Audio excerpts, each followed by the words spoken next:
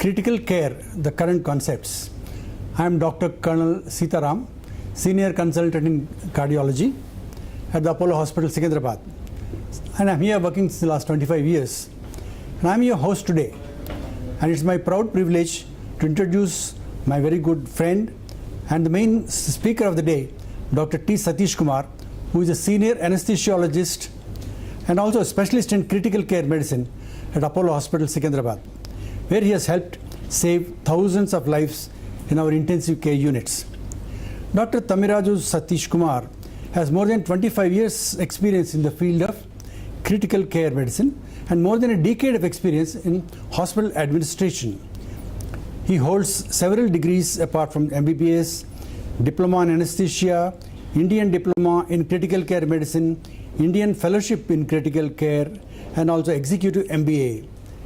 He is also a Regional Director in Morton Anesthesia Group and has managed more than 2,000 patients during the COVID epidemic in our intensive care. So, Dr. Sateesh, welcome. Thank you, sir. Thanks a lot. So, we have been watching the medicine grow in our ages, and when we were young doctors, we had only a medical ICU or a surgical ICU. Nowadays, we see the concept of critical care medicine, and a critical care medicine where all senior doctors are focusing their attention on very serious patients. Could you kindly tell us what exactly we mean by critical care? Yeah, critical care is nothing but any patient who requires organ support to care. Like in our body, there are 5 fundamental and very, very important organs, starting from brain, heart, lung, kidney, and other blood vascular systems. So in this aspect, if there is any problem is happening, and ultimately one problem leads to the another problem, and all these 5 organs are interlinked. If my lung is not working properly, there will be problem in hypoxygenation. So every organ requires oxygen. So now every organ is deprived of oxygen. So organs will slowly getting problematic. So I have to support those organs, identify the primary reason why this problem is happening, then treat the problem, so that in the meantime this organ recovers and other organs are kept safe. So this is what is called critical care, taking care of all the organs when they are in a failing state. So for heart, we keep some BP supporting medicines, we keep heart supporting, even instruments are there like Impeller, IABP, artificial hearts are there. So for lung it is ventilator and ECMO, and for brain we support the brain, good oxygenation and good supply. For kidney we do dialysis. So this is the way we have to maintain, expecting that the primary insult is being repaired and patient becomes normal. So this is what is the present critical care concept, sir. So we usually hear of 2 terms. One is emergency room in hospital and intensive care. Yes. What exactly is the difference between emergency room and intensive care unit? Yeah. So emergency is a term referred to the patient coming from the house or any community. He came to the hospital in an emergency situation. So that is, there is a definitive separate entity in the medical field that is called as emergency medicine. So patient comes to the emergency medicine, they identify the reason, they identify the problem in the patient, then they triage the patient depending upon the most severest problem. Like he must be having a multiple problems, but they should understand that which is the main issue to be held in the 0 hour. So that is, they classify the patient, they triage the patient may require a surgery, the patient may require intensive care unit, the patient may require a cardiac intervention. So this is they classify the patient, they triage the patient, then the patient will be going to the respective critical care. So emergency is at the doorstep of the hospital, whereas the critical care is the maintenance of the patient in the hospital when the patient condition is very critical. So there are the 2 different entities, sir. So you mentioned this word triage. Yes. I think viewers may not be aware of what is the term. Can you please explain what is triage? Means identifying the patient, what is the criticality of the patient, where this patient has to be shifted. So this patient coming to me having multiple problems, but the primary insult is like he must be having only cardiac issue and he is having a heart attack. So this patient has to go to cardiac ICU, then go to cath lab, then fix the issue. So this is what is called triaging the patient. Some patient comes to me with a accident. So the patient may have a chest injury, patient may have a brain injury, patient may have a limb injuries, fractures, but prioritization wise, which is to be given priority. What if I don't act on that, patient will die. So some fractures can be ignored in the first hour, but certain things like air around the lungs, like as pneumothorax, tension pneumothorax, or a cardiac tamponade, trauma to the heart, trauma to the brain, where you have to urgently immediately take him to the operation theatre and evacuate the clot. These are the things patient emergency people only can understand. They know to which area this patient has to be shifted on the priority basis. That is what we call as triage. So I can understand from you that when the patient is first meets the doctor in a hospital, that doctor classifies him to how severe is his symptom Exactly. and where he should go. Exactly. And then if the patient requires serious attention, immediately they go to intensive care unit. Yes, sir. Now, the patient who are already in the hospital can also reach the intensive care unit, or it only for outsiders? So for which there is like a criteria, who are the patients in-house hospital where they can be managed. So patients can be classified as certain patients can be managed at home, giving some prescription, like a patient is having just fever. So patient comes to the hospital, we just give some prescription and ask him to go home and follow the prescription. Sometimes the patient is having fever with a drop in the blood pressure, so these patients may require hospitalization. So that is, this patient can be managed in the ward, but he doesn't require ICU care. So some patients are critically ill, so those patients require ICU. So patient initially might be admitted into the ward. Yes. Then he faces these sort of problems, like he might require oxygen support, he might require a fluid support, he might require a higher medical support. So those patients will be brought to the ICU, and this comprehensive care is given in the ICU care. So some patients having a single organ problem, not of much damage, so they can be managed in the floor. So patients into the ICU can come either from the ward or directly from the home. Yeah, that's nice to hear. That means a patient can come directly in case is required, or if the patient who is already in the hospital and he falls, his condition deteriorates, he can be shifted any time, day or night, to the intensive care unit and be treated. Yes, sir. And how does the patient ever go out of the ICU?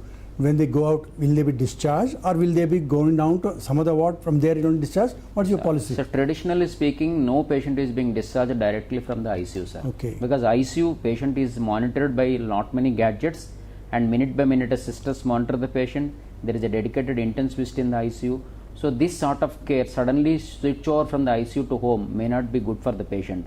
So what we do is we use a transiently step down. We keep the patient in a high dependent unit, we call it as.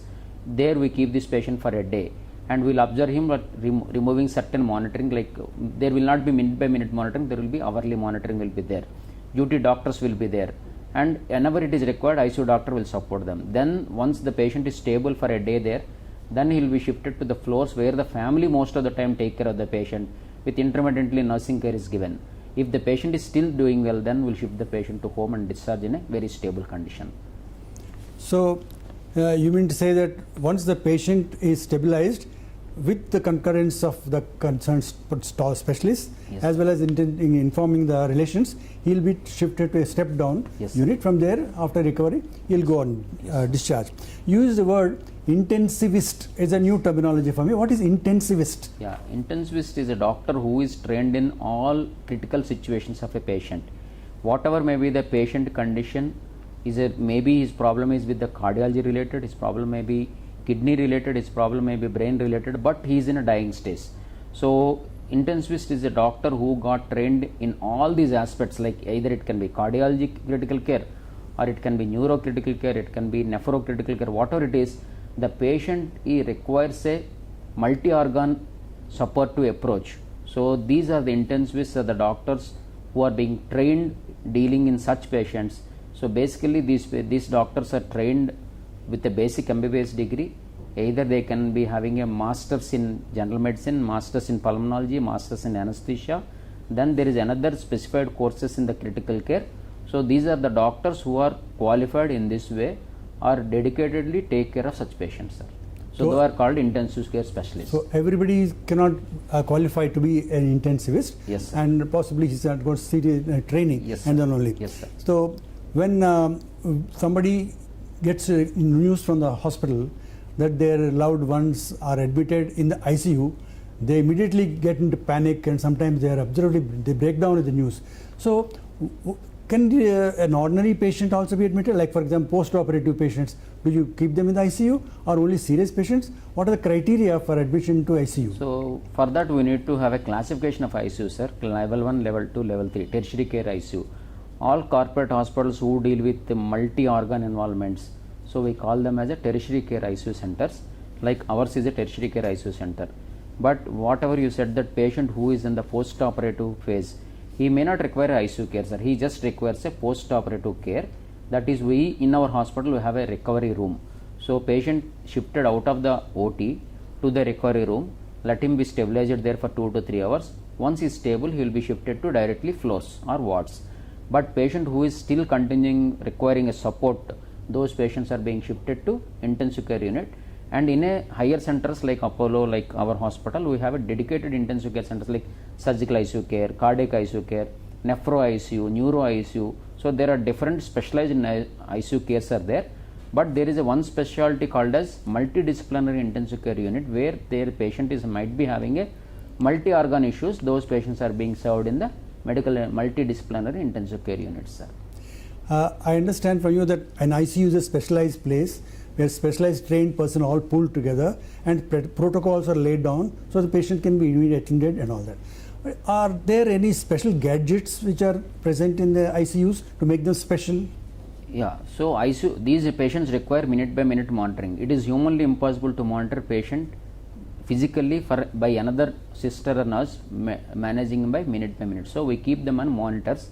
So usually high-end monitors will be there, that like it takes care of oxygenation of the patient, it takes care of the respiratory rate, it takes care of the ECG rhythms minute by minute and second by second they analyze BP, pulse rate, all these things are taken care. So if that is taken care, even we can go with the next higher level, like not like routine or BP, that is a cuff is fixed on the arm and we measure the pressure. So we need to keep some small pressure transducers in the cannula form into the radial artery or femoral artery, and we'll get a beat by beat blood pressure monitoring. So intensively we monitor this patient so that it eases the managing the patient, because we keep certain limitations, like if the BP is more than this, give me an alarm. If the BP is less than this, give me an alarm. Heart rate, if it is more than 150 or something, we keep an alarm. Heart rate is low if it is less than 50. So alarms are kept in the monitors, so that monitors will let us know when the patient is getting bad. So it eases the taking care of the patient, so that one nurse cannot manage all these things. So certain things we are dependent on the monitors, so that the rest of the work is taken care by a nurse or registered nurse or intensive care specialist. So I understand that there are a lot of gadgets which give the alarms and help the nurses quickly monitor. During COVID epidemic, I saw that one word which strikes terror in everybody's heart is a ventilator. If the patient is requiring ventilator, most of the times the patient's relatives almost give up hope. What is a ventilator? So how is it such an important item in the ICU? So ventilator is a machine that supports the respiratory system, and basically every cell in the body requires oxygen. When our lung is not properly working, we are deprived of oxygen. We means all our cells are deprived of oxygen. So I have to give good oxygen to the rest of the organs, even though lung is not working properly. That is being attained by ventilatory support. Ventilatory support is nothing but giving a artificial respirations through a machine, and machine knows when to give inspiration, when to exhale, how much pressure I have to give, how much volume I have to give. Everything is like fix it to the, we can tune my machine so that the patient requirements are being met. So ventilator is a artificial support given to the respiratory system, that is ventilator, sir. So when ventilator is required, you know the protocol, and when the patient requires one ventilator, you know. And how do you know when to take it off? So any patient taken onto ventilator, we give the fullest support initially, and we make the patient to get sedated and to make the patient not to fight with the ventilator support, because there will be fighting between a ventilator how it gives and the patient how it takes the breath. So we have to initially, to start with, we give a completely paralyze the patient, we make him deeply sedated, then we ventilatory support is given to the patient. Once the patient parameters being monitored by in the form of blood gases and his hemodynamics are maintained well, BP, sugar, everything is taken care, and patient is slowly coming out of the sedation. So then we decrease the ventilatory support from 100% to slowly will come down. Once patient is stable even with the lowest supports, then we will try to take off the patient from the ventilator, sir.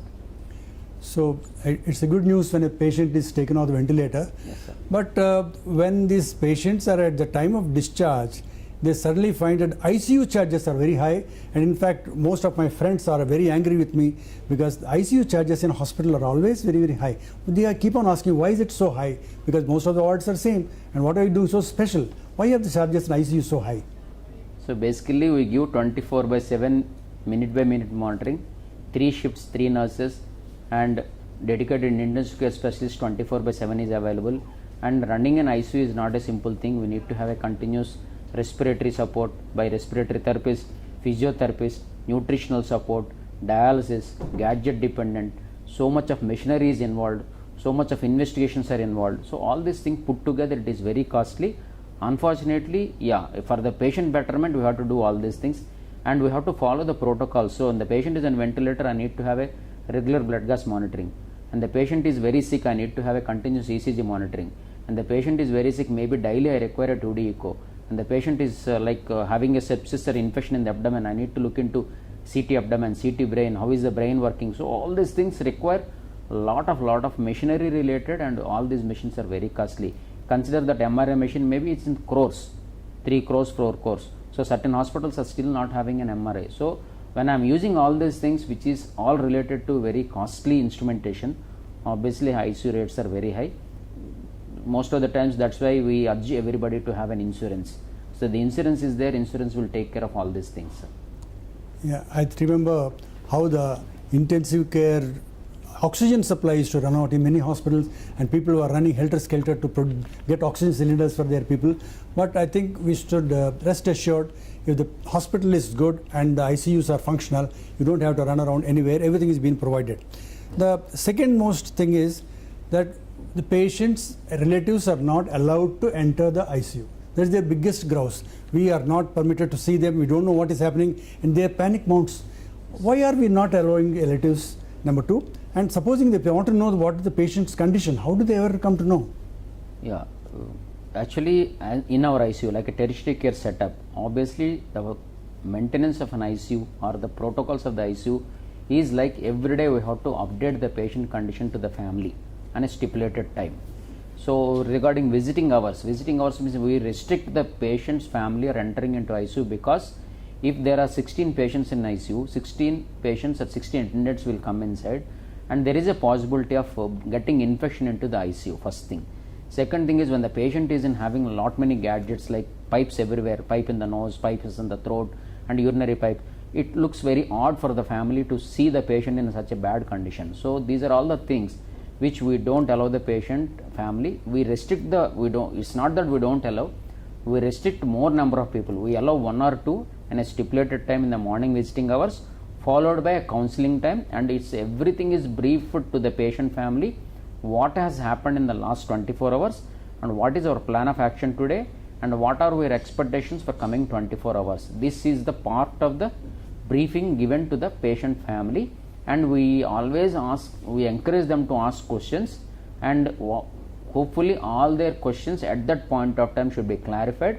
Then we will be closing that counseling session. So without counseling the family, most of the people say that it is become a common terminology saying that patient is kept in the ICU, nobody is telling anything about my patient. But I don't think in any tertiary care ICU, like all the corporate hospitals, it's a part of their curriculum. They have to inform the family about the patient condition once in 24 hours. That's all.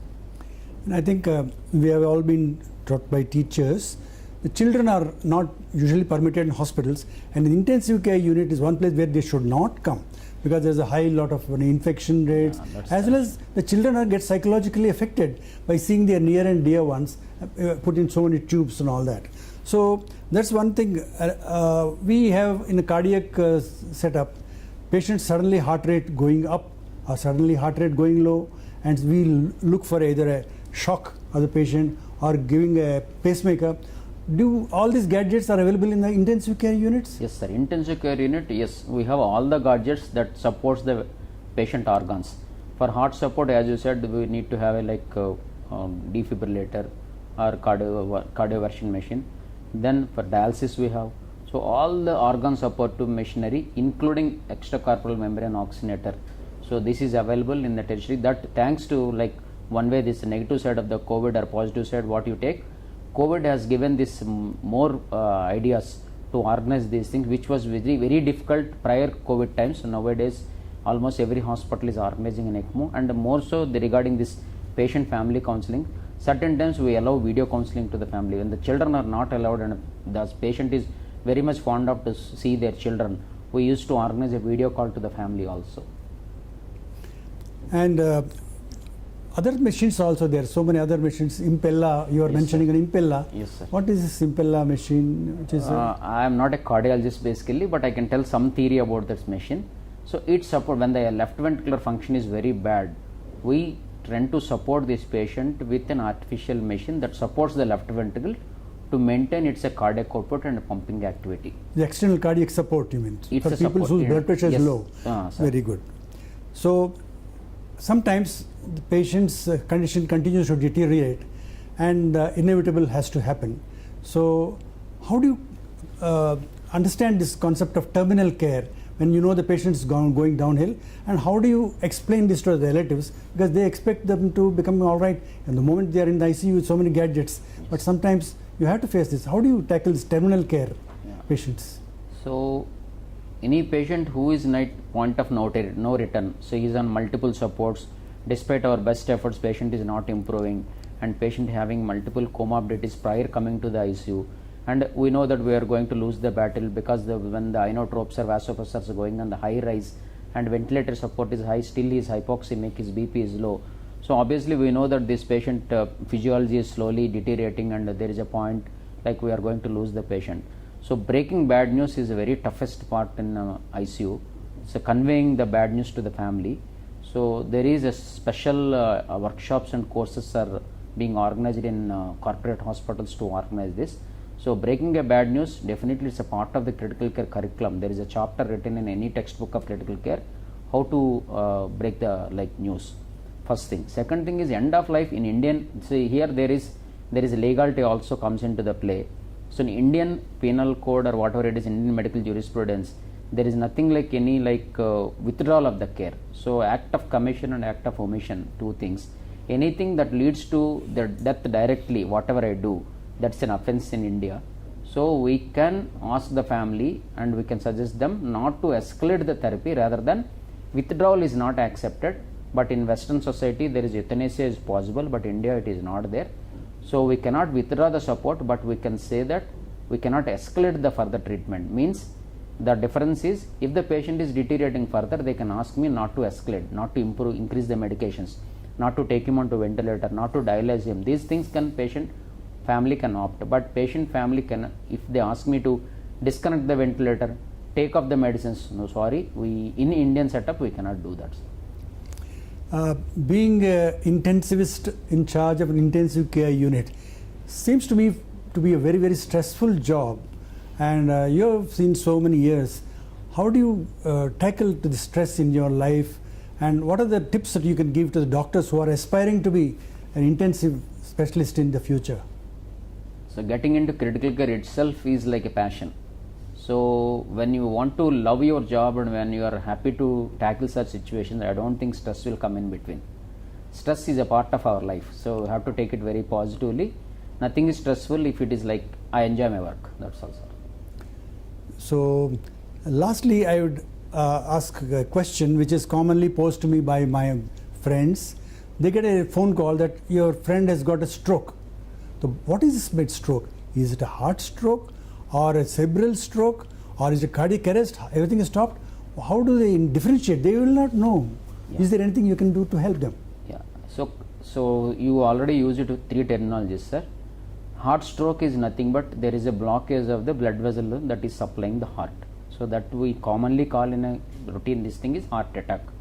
So which is immediately if they come into the hospital care, within a time frame, it can be the vessel can be opened up. We call it as reperfusion therapies, and patient mostly nowadays it is every hospital is doing that. That we normally call it as patient is being stented. So that is heart stroke. Brain stroke can be two varieties. So either it can be block of the blood vessel, or it can be rupture of the blood vessels. Block is called as an infarct, rupture is called as hemorrhage. So that is brain stroke. Cardiac arrest is the situation that heart completely stopped. It is not pumping, it is not doing that whatever traditional cell, there is no lub dub. it's just stopped. So that is the condition where we come across like management of the cardiac arrest, like doing a chest compressions. So in the COVID time, that also we heard in many WhatsApp groups and say chest compressions is the only thing that saves the patient. And the reason we need to identify that in the medically we call them as 5Hs and 5Ts. If the anything cause that is identified in this 5Hs and 5Ts, we treat the cause, patient will improve. So heart stroke means it is the block in the blood vessel, but that is also called as heart attack. But cardiac arrest means it is the stoppage of the heart. The insult is either from the heart, but directly like like myocardial infarction, but there is a remote chances that something happening at the brain, something happening in the lung that led to the cardiac arrest. So those are the revivable conditions. If we identify the reason, treat the reason, patient will come back. Mean the time, do the chest compressions.